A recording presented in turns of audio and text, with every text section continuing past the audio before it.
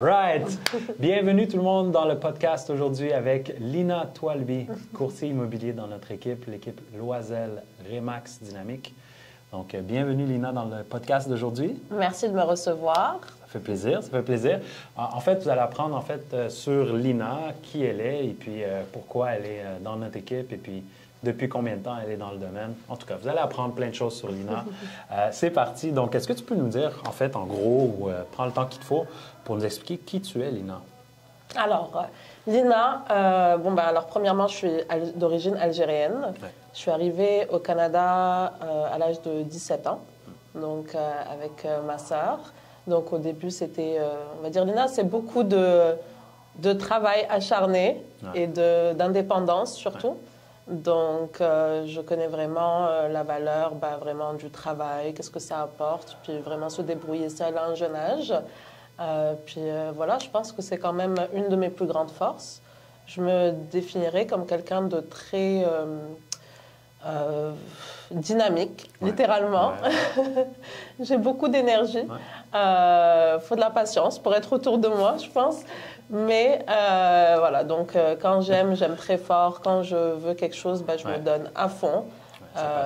Je suis quand même quelqu'un aussi de très famille, vraiment de toujours chercher à redonner aux autres, que ce soit dans la société ou n'importe qui autour de moi, en tant qu'être humain. Et puis, je dirais aussi le déterminé. Ouais. Donc, c'est ça. Ce sont tous des caractéristiques, en tout cas, que je peux approuver. Tout le monde, j'approuve tout ce qu'elle dit. Tu n'étais pas courtière toute ta vie? Non. En fait, tu as fait quoi après? Après être arrivée au Canada, tu as étudié tout ça, mais tu as fait quoi dans le domaine professionnel? Alors, j'étais globe-trotteuse, donc j'étais hôtesse de l'air. Je voulais absolument voyager à travers le monde, donc j'avais travaillé pour la compagnie Emirates. Donc, j'ai dû déménager à Dubaï pendant 2 ans. Et j'ai travaillé pour eux. C'était une magnifique expérience qui m'a vraiment permis de vraiment apprendre à travailler avec différentes cultures. Ouais. Le teamwork, c'était super important. C'est vraiment plus là que je l'ai appris dans l'expérience de travail. Et puis voilà. Puis par la suite, j'ai décidé de rentrer à Montréal parce que j'avais fait un petit peu le tour. OK, good. Là, tu as pris la décision de devenir courtier immobilier, c'est ça? Exact, oui. Cool. Puis pourquoi le courtage immobilier, en fait? Alors, en fait, justement, après ma vie d'hôtesse de l'air qui était très, très dynamique, vraiment, ça changeait tout le temps, etc., je rencontrais du monde tout le temps, puis j'adorais cet aspect-là. Je suis très sociable comme personne, donc j'adore vraiment rencontrer du nouveau monde, puis créer des liens aussi avec les étrangers que je rencontre. Puis, en rentrant à Montréal, je travaillais à temps partiel chez Remax. Un Remax à Montréal. Ouais. Puis c'est là où j'ai appris sur le courtage. Donc avant, je n'étais pas du tout au courant du monde de l'immobilier, ça m'intéressait aucunement, ce n'était pas du tout dans mes plans. Ouais. Mais je voyais en fait que les courtiers étaient là, ils avaient l'air d'avoir une vie vraiment très, très fun, très active, etc. Et j'ai dit, pourquoi pas? C'est sûr que travailler dans l'administration, ce n'était pas pour moi parce que c'était trop redondant pour moi. Personnellement, ça ne fitait pas avec ma personnalité. Ouais. Je me dis, ces gens-là, ils ont l'opportunité d'aider du monde autour d'eux. Ouais. Puis en même temps, ça bouge tout le temps, ça change tout le temps, c'est des challenges constamment. Puis j'ai décidé de tenter le coup et depuis, je regrette aucunement. C'est vraiment, je trouve, l'un des plus beaux métiers qu'on puisse avoir. Cool. Cool. Puis là, tu mentionnais aider les gens, aider les familles, et ainsi de suite. Souvent, dans l'équipe, on parle de ça. Combien de familles vous avez aidé? Combien de familles on va aider l'année prochaine ou cette année, peu importe, quand on se fixe des objectifs. Mais pour toi, ça veut dire quoi, aider une famille, là? Alors, aider une famille, ça veut dire vraiment comprendre leur projet de A à Z. Ouais. Pour moi, c'est ça notre rôle en tant que courtier. C'est vraiment d'aller à la rencontre en fait, de l'humain qui se cache derrière le client, puis de voir le projet du début à la fin et de créer vraiment un lien de confiance entre nous afin de pouvoir que je puisse vraiment les accompagner jusqu'au bout. Donc, c'est pas juste, je veux acheter telle propriété avec voici mes critères. Non, c'est pourquoi est-ce que vous voulez déménager, qu'est-ce qui est important pour vous dans vos critères exactement, puis les guider tout le long du processus. En gros, garder ce qui est important pour eux, puis l'amener à destination tout en gardant ces choses qui sont importantes. Exactement, c'est ça. Cool, cool. Tu as choisi le courtage. Oui. Tu as aussi choisi notre équipe. Oui. Tu as choisi l'équipe Loisel. Oui. Tu n'as pas travaillé tout le long de ton parcours de courtage avec nous. Non. Mais à un certain moment donné, tu as décidé de venir avec nous. Ouais. On t'a accueilli à bras ouverts. Pourquoi est-ce que tu nous as choisis? Les valeurs. Honnêtement, les valeurs. Je trouve que l'équipe Loisel vraiment partage les mêmes valeurs que moi. Donc, des valeurs humanistes, l'intégrité, l'authenticité, le professionnalisme, tout ça.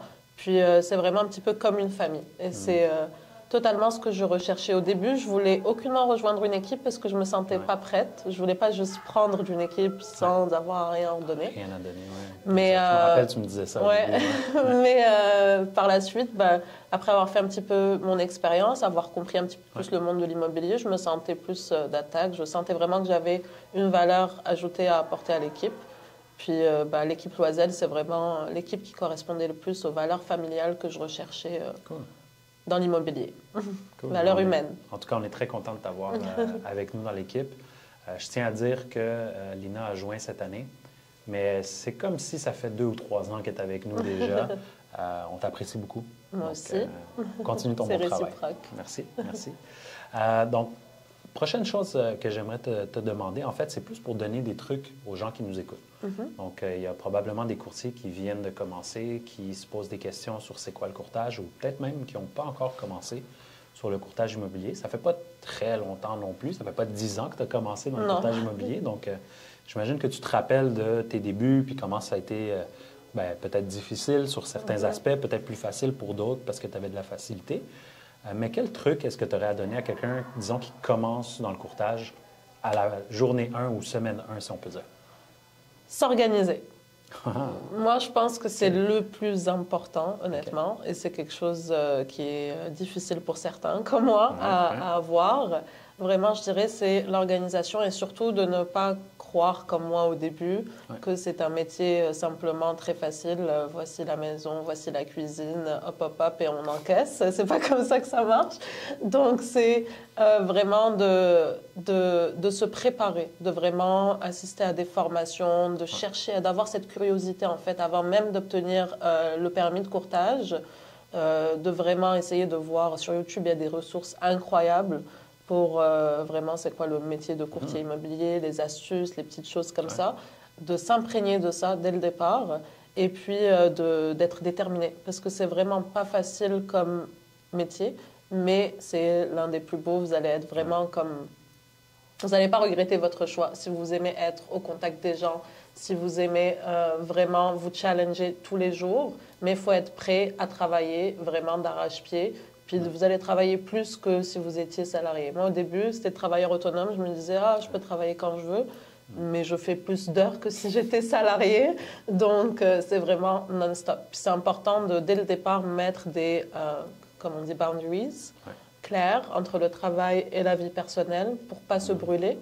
Parce que quand on cherche à attaquer directement très, très fort, on a tendance à tout simplement être overwhelmed rapidement et vouloir tout faire. Relâcher, mettre de côté les choses importantes de la vie. Exact. D'où l'organisation dès le départ. Cool. Très, très bon conseil. Je pense que effectivement, tu as grandi là-dedans, toi. Tu n'es peut-être pas aussi organisé que tu l'es aujourd'hui. Oui. Je pense que ça t'a beaucoup permis de level up ta game, si on peut dire ça comme ça. Mais justement, la prochaine question est pour level up ta game. Donc, au lieu de parler juste de l'organisation, on va parler d'autres petits aspects peut-être. Donc, qu'est-ce que tu pourrais donner comme truc à quelqu'un qui a déjà commencé dans le courtage, qui est déjà un courtier, mais que ces choses stagnent un peu, peu importe le niveau de la personne. Donc, même s'il est habitué de faire 2-3 transactions par mois, ce qui est quand même un très bon niveau, là, on va se le dire, ou quelqu'un qui est rendu à faire peut-être une transaction par mois puis qui struggle un petit peu. Donc, quel truc est-ce que tu aurais à donner à quelqu'un qui a besoin de raise sa game?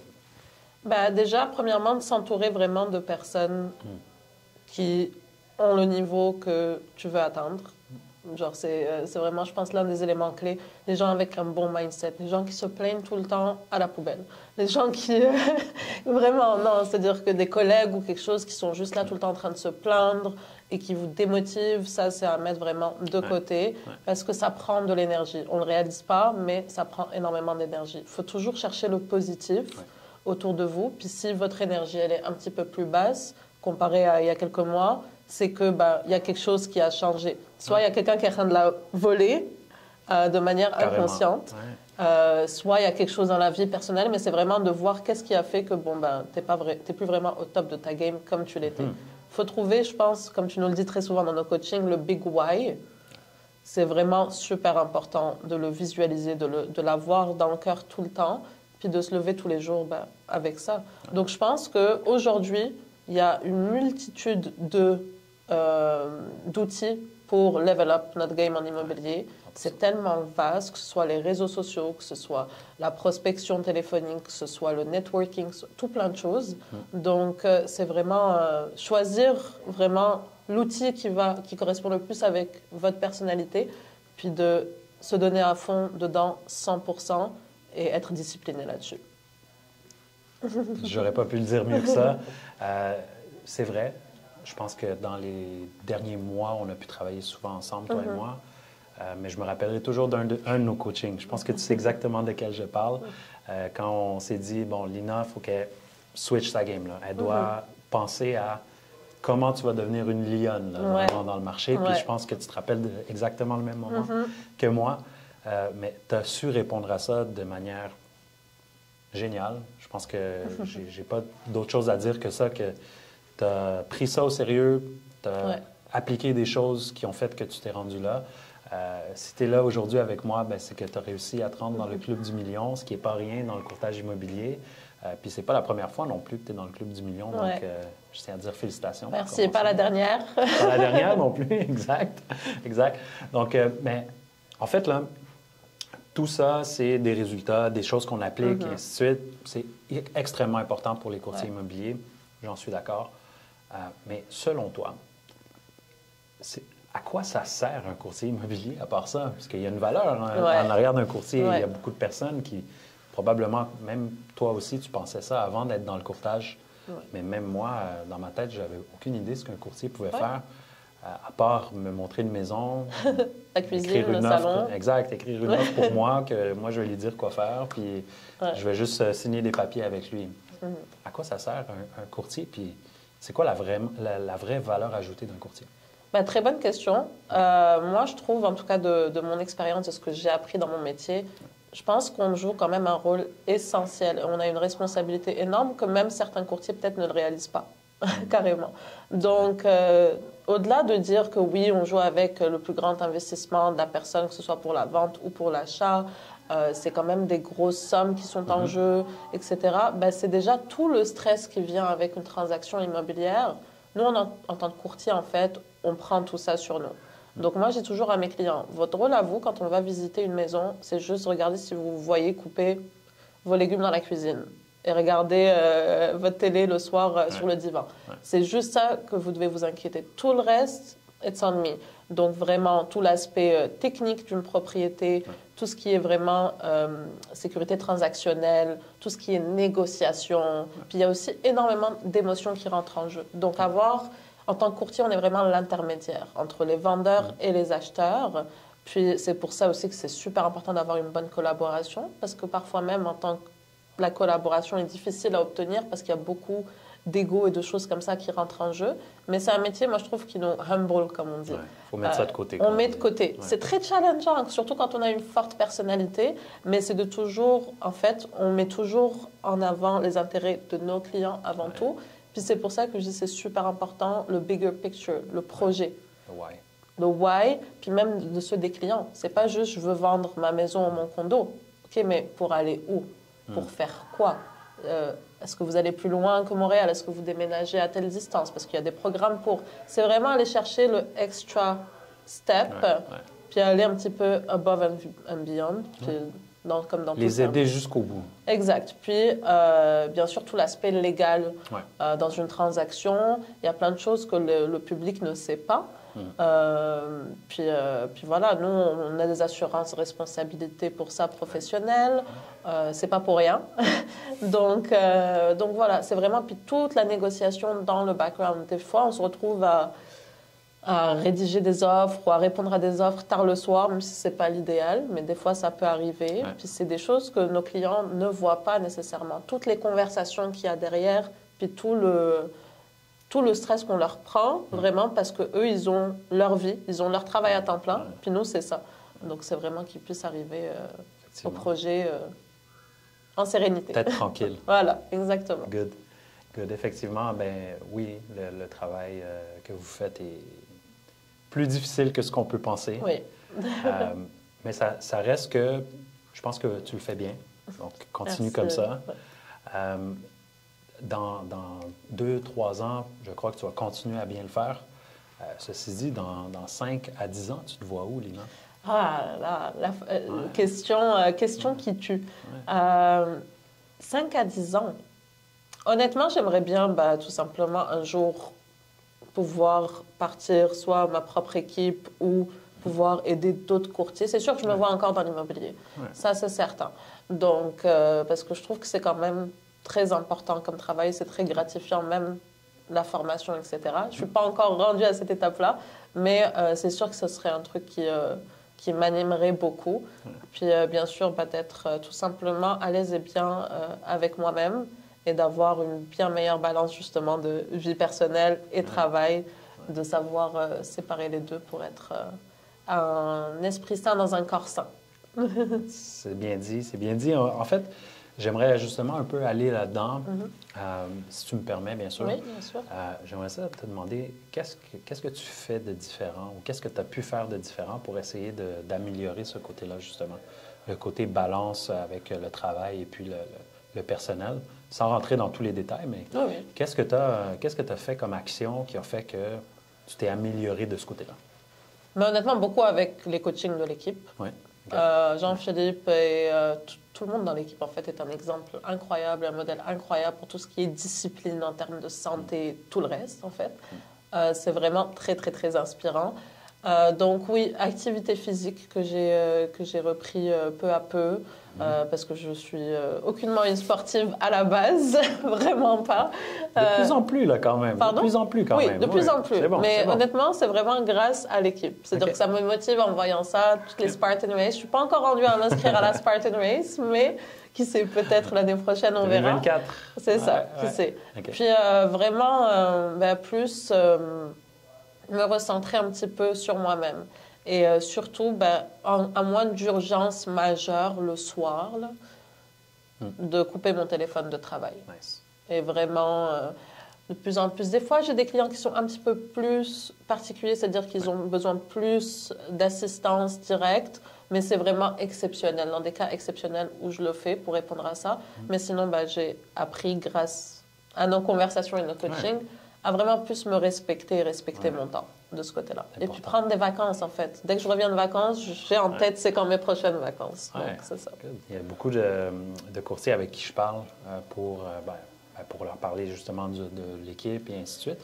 Ce qu'ils me disent, c'est que le plus gros hic de travailler seul, c'est de ne pas avoir de temps pour le personnel. Donc, il y a certains courtiers, il y en a un en particulier que peut-être il va se reconnaître dans la vidéo, là, mais il m'a dit que ça faisait 300 jours qu'il n'avait pas pris une journée off. Wow! 300 jours, pas de journée off. Wow. Ça commence à être beaucoup.